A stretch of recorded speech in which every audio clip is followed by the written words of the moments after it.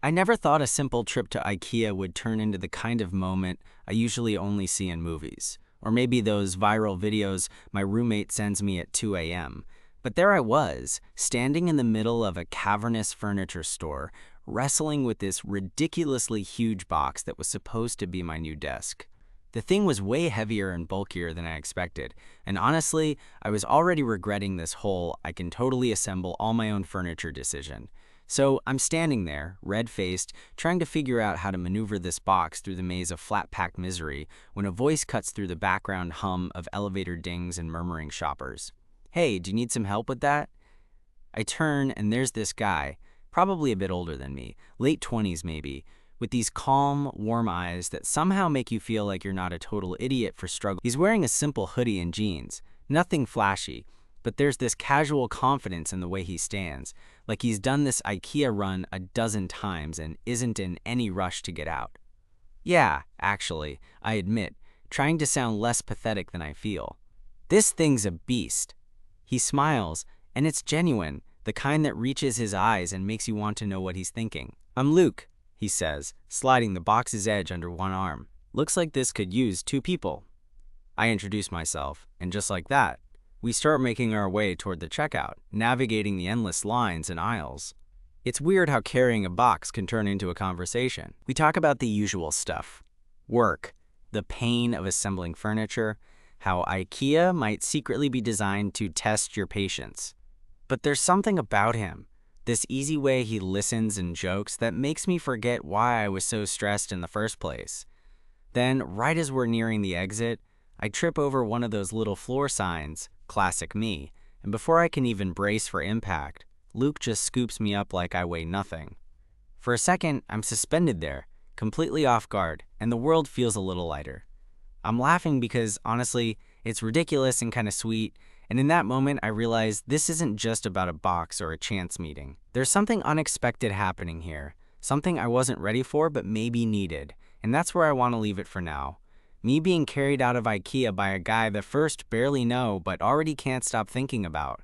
Because sometimes, the best moments come when you're least expecting to be carried, literally and figuratively. Luke's arms were solid under me, steady like a table, and I swear I could feel the thump of his heartbeat through his sweatshirt. I wasn't sure if it was the unexpected closeness or just the fact I'd been carrying that damn box for way too long, but I suddenly felt dizzy in the best way. When he finally set me down gently, just outside the sliding doors, I gave him a sheepish grin. "Thanks for saving me from an embarrassing wipeout."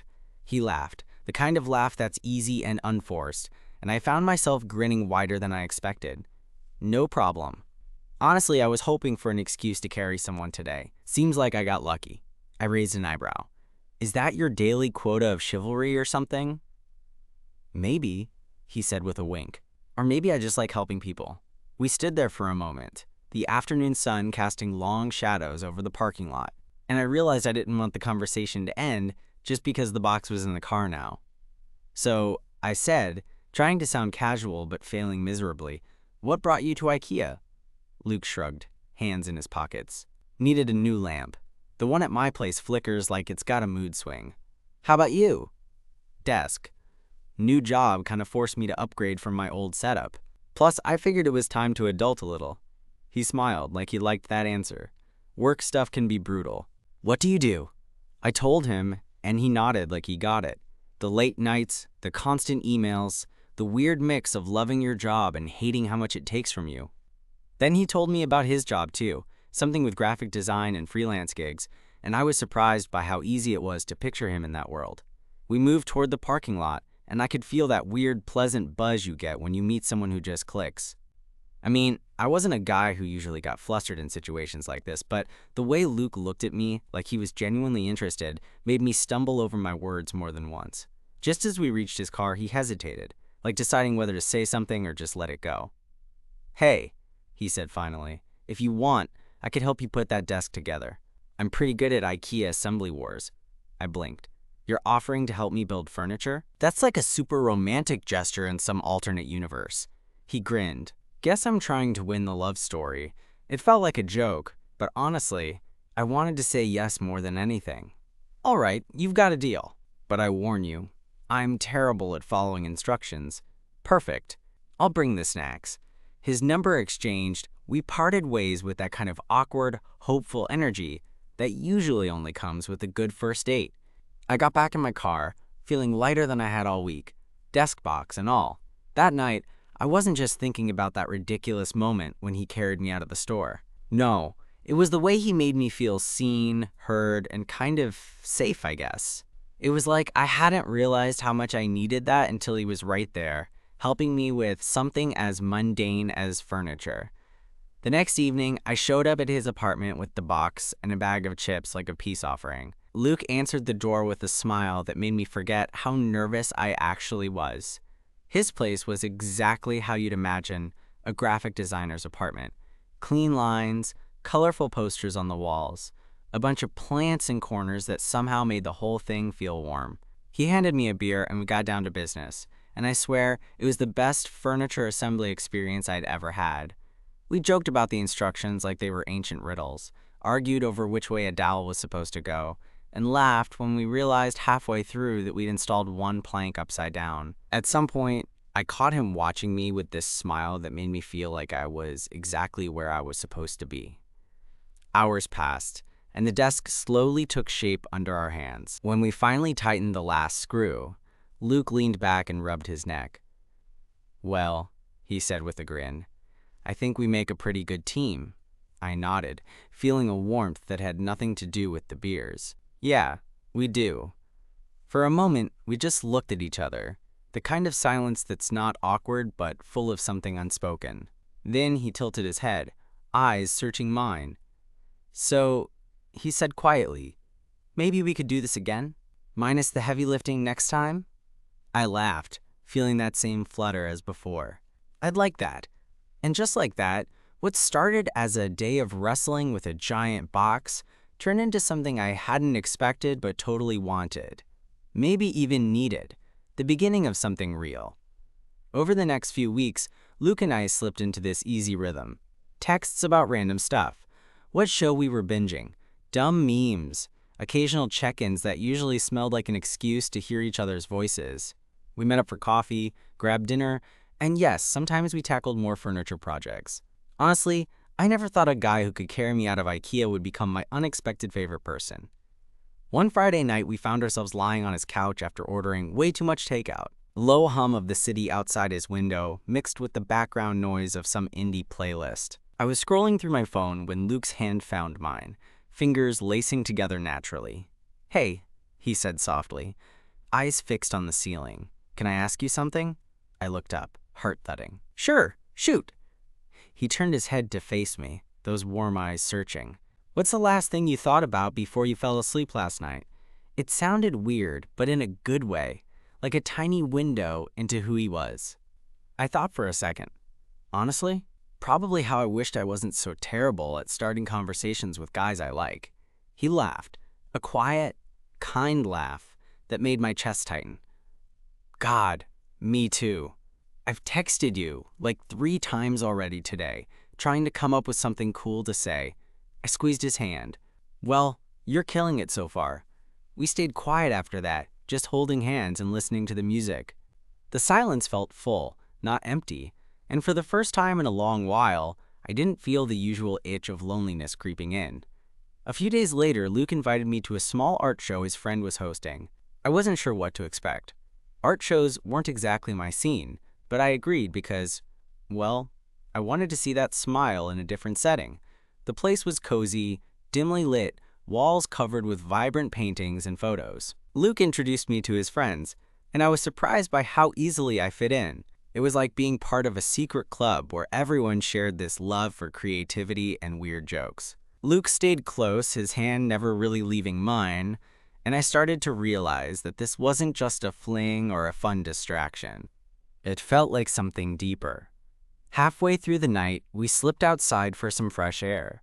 The city was buzzing with nightlife, but out here it was quieter, the cool breeze brushing against our faces. "You know," Luke said, looking up at the stars, "I never thought I'd meet someone who actually gets me, like, without me having to explain every little thing." I smiled, feeling a warmth spread through me. Same here, it's rare to find that. He turned to me, eyes serious now. "I'm glad it was you." My heart was pounding, and I'm pretty sure I was blushing. Me too. Then, without overthinking it, I leaned in, and he met me halfway. The kiss was soft, hesitant at first, then deeper, like we were both trying to figure out how this new fragile thing felt. When we finally pulled apart, there was a nervous laugh between us. "So," I said, trying to sound casual but failing spectacularly, "does this mean you're officially my furniture assembly partner? And maybe more?" Luke grinned, eyes sparkling. More sounds good to me. After that night, things shifted. We started spending more time together, not just building desks or grabbing coffee, but really opening up. I told him about my messy family, about the pressure I felt to have everything figured out.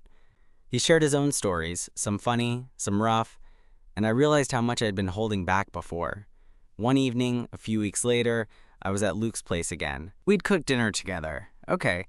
He mostly cooked, and I was the enthusiastic assistant, and now we were sprawled out on the floor, a puzzle spread between us. I looked over at him, the way the overhead light caught the soft curve of his smile, and I felt this rush of affection that nearly knocked the wind out of me.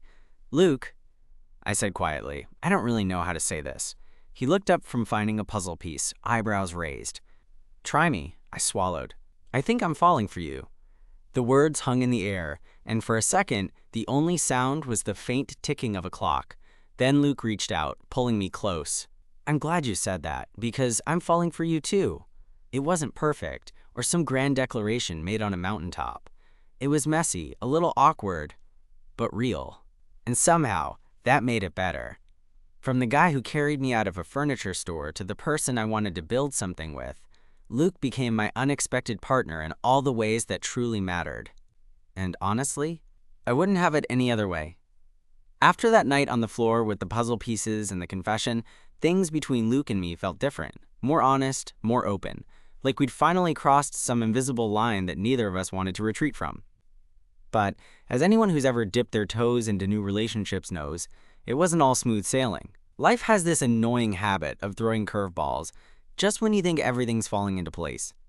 For me, the first sign of trouble came a couple of weeks later, when work went from mildly stressful to full-on chaos. The new position I'd started was demanding way more than I'd anticipated, with long hours and deadlines that felt impossible to meet. I began to cancel plans with Luke, making excuses about needing to catch up or just feeling wiped out. One night, I remember texting him, "Sorry, can't make it tonight, swamped." His reply was almost immediate. "Okay, just don't forget to breathe." It was simple, but it hit me harder than I expected.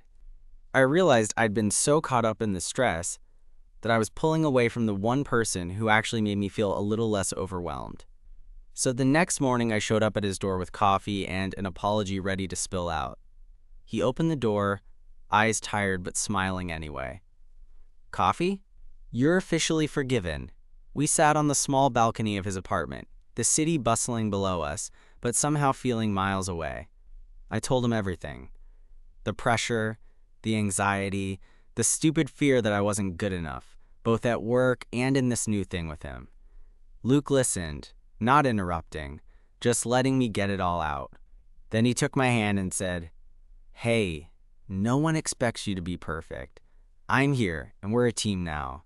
So how about we face the chaos together?" It wasn't a grand speech, but it was exactly what I needed. That moment, sitting there with coffee and Luke's hand holding mine, felt like the first real test of what we had, and I think we both passed it. A few days later, things took a little unexpected turn. Luke invited me out to this little jazz bar he loved, a kind of hole-in-the-wall place with dim lighting and live music that made the whole world feel softer. I wasn't a huge jazz fan, but I agreed because anything he wanted to share with me felt important. The night was magical in a way I hadn't anticipated. We sat close, the music weaving around us, and for once, I wasn't thinking about work or the future. I was just there, present with him. At one point, he slipped his hand into mine across the table, and I felt a warmth spread through me that had nothing to do with the drink I'd ordered. When the band started playing a slow, smooth tune, Luke stood up and held out his hand. "Dance with me?" I hesitated. Not exactly a dancer, but the look in his eyes was all the invitation I needed. We moved to a small space near the stage, and he pulled me close. At first, it was awkward, me trying to find the rhythm, feeling like a clumsy mess. But then he just held me, steady and patient. It wasn't about the steps. It was about the closeness, the quiet connection. In that moment, with the soft glow of the bar and Luke's heartbeat against my chest, I realized how much I wanted this. Wanted him. The weeks that followed were a blend of highs and lows, like any real relationship. We argued a little, mostly about silly things like whose turn it was to pick movies or how to arrange the furniture in my apartment. But even in those moments, I felt our bond growing stronger, built on laughter and vulnerability. One Sunday afternoon, I invited Luke over to my place for brunch. I tried my hand at pancakes, which were edible if a bit lopsided. We ate on the floor, sprawled out with a playlist humming in the background, when he suddenly asked, "Have you ever thought about what comes next? Like, beyond the early days?" I paused, surprised by the question. I guess I've been too busy worrying about the now, but I'd like to think there's something more. With you. His smile was soft, hopeful. Me too. I don't want this to just be a chapter. I want to see what the whole story looks like. Hearing that made something inside me settle. For so long, I'd been scared of getting hurt or making mistakes, but with Luke it felt different. Safe. Possible. Our first real date night came a few weeks later. Luke cooked dinner at his place. This time, a proper meal with wine and candles. We talked about everything and nothing, the kind of conversation that goes deep without trying too hard. After dinner, we moved to the couch, and I found myself opening up about things I'd never told anyone. The fears, the dreams, the messy bits that usually stayed locked away. He listened like it was the most important thing in the world, and when I finished, he kissed me gently, like a promise. That night, as I lay in his arms, I thought about how far we'd come, from a box in IKEA to this. It wasn't perfect, and it wasn't always easy, but it was real. And sometimes, that's all you need. Those nights in Luke's arms became something I started chasing, not in a desperate way, but like a quiet anchor in all the noise life kept throwing at me. Yet, as much as I wanted to live fully in those moments, reality kept pulling me back. I was still juggling that demanding job, the lingering worries about what people thought, and the little voice inside me that sometimes whispered I wasn't worthy of this kind of happiness. One Thursday evening, I got home later than usual. The apartment was dark, except for the soft glow of Luke's laptop on the kitchen counter. I wasn't expecting him to be awake, but there he was, sleeves rolled up, eyes focused on some design project. "Hey," I said quietly, not wanting to startle him. He looked up, his smile lighting up the room. "Hey, you're late." "Yeah, sorry, work ran me over today." He nodded, standing to cross the room and wrap me in that familiar hug. "Want to talk about it?" I hesitated. Usually, I'd just brush it off, but something about the way he held me made me pause. It's just, everything feels a bit much. Like no matter how hard I try, I'm always behind. He pulled back slightly, searching my face. "You don't have to do it alone, you know." His words hit home. I realized I'd been carrying my stress like a suitcase, pretending it wasn't weighing me down. I leaned into him, letting that weight shift a little. A few days later, Luke and I decided to take a weekend trip out of the city. Neither of us said it outright, but I think we both needed a reset. Away from deadlines, screens, and the constant buzz of notifications, we rented a small cabin near a lake. No Wi-Fi, no distractions, just trees, water, and a sky so big it made me feel small in the best way possible.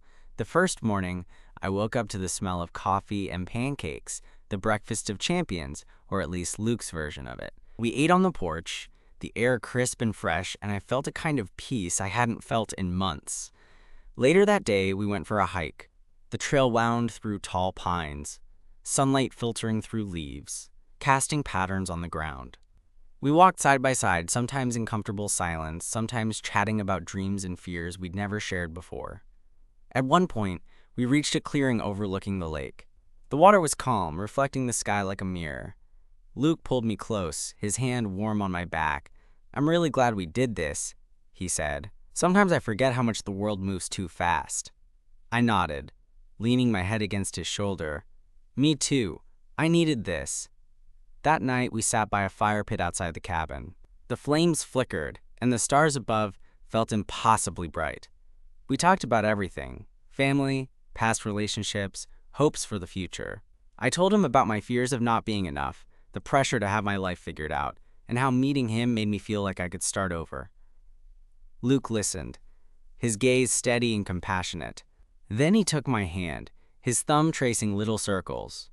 "None of us have it all figured out," he said softly. "But having someone who sees you for who you really are makes all the difference."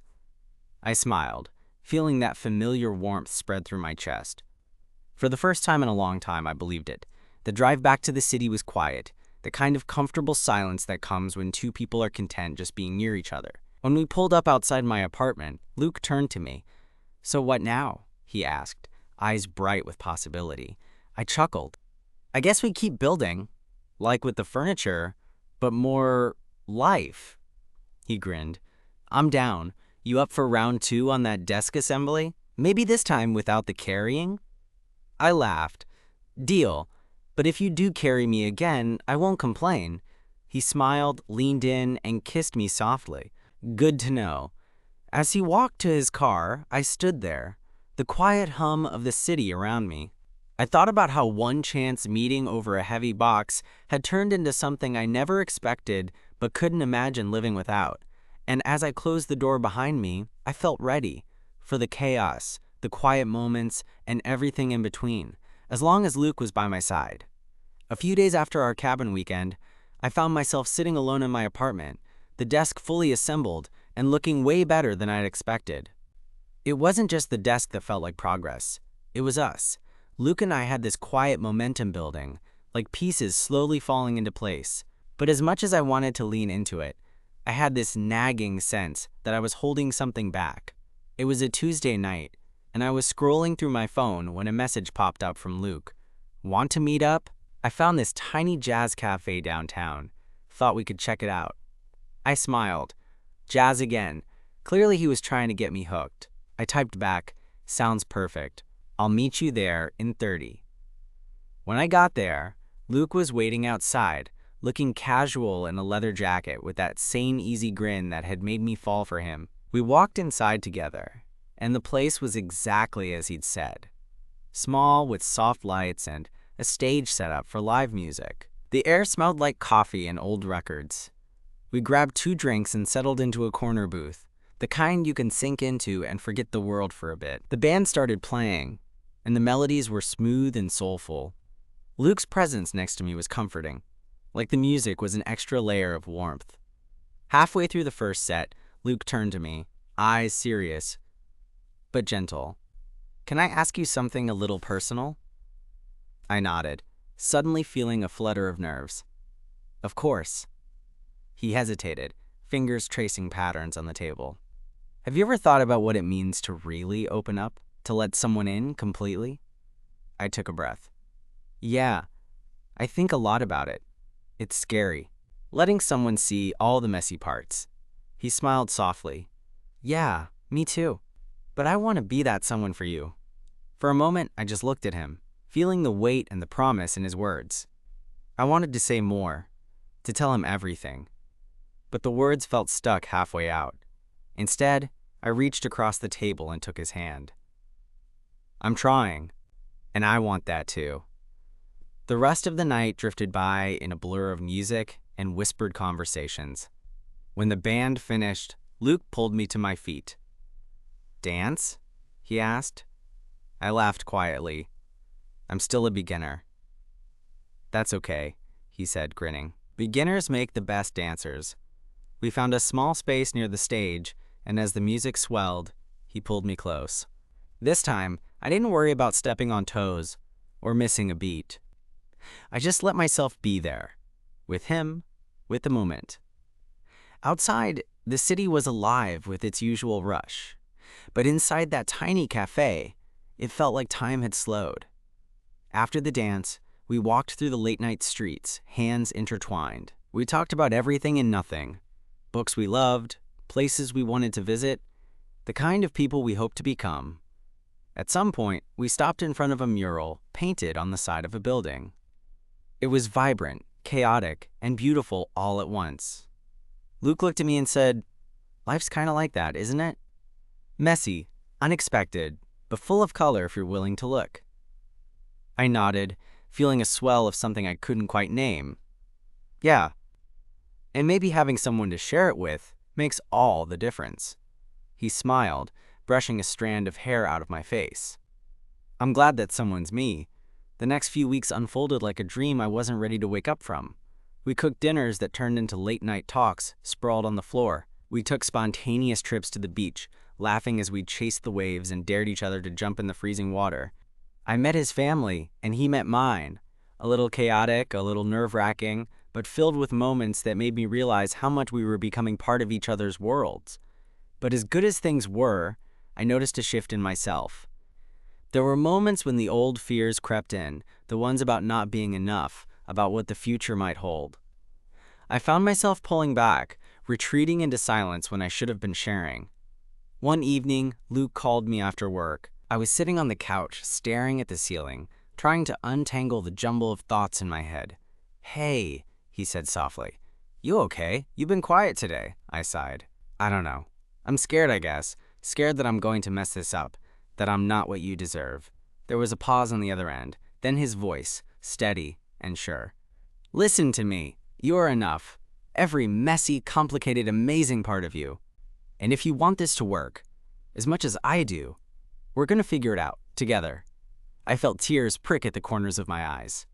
I want that too. We talked for hours that night, about all the fears and hopes and everything in between. It wasn't easy, but it was real.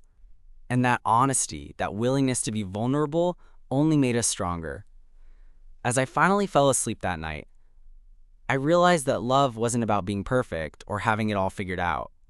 It was about showing up, again and again, even when it's hard. And with Luke, I was ready to show up every day. Months passed, and Luke and I settled into a kind of rhythm that felt like home. Not perfect, not without its bumps, but ours. We kept building, not just desks or puzzles, but something sturdier. Trust, patience, and a quiet kind of love that didn't need grand gestures to feel real. One chilly Sunday afternoon, I found myself standing in my living room, the sun filtering through the windows and casting soft light across that old desk we'd struggled with together. Luke was sprawled on the couch, sketchbook in hand, occasionally glancing my way with that half smile I'd come to know so well.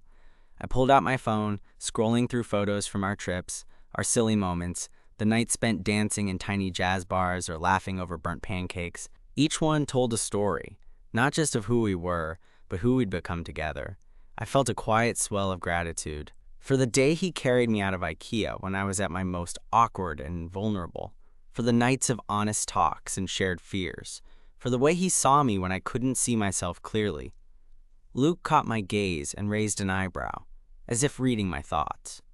I smiled back, feeling the warmth pool in my chest.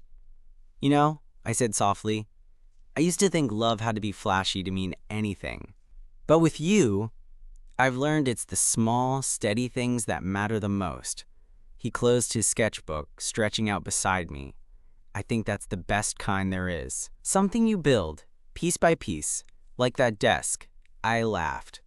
"Yeah, except I hope this one doesn't require instructions." He laughed too, then reached over, taking my hand in his. We sat there, fingers intertwined, the quiet comfort between us saying more than words could. It wasn't about grand declarations or perfect moments. It was about showing up again and again for each other. And in that steady, imperfect love, I found something I hadn't known I was looking for all along. Sometimes, the heaviest boxes lead to the lightest hearts.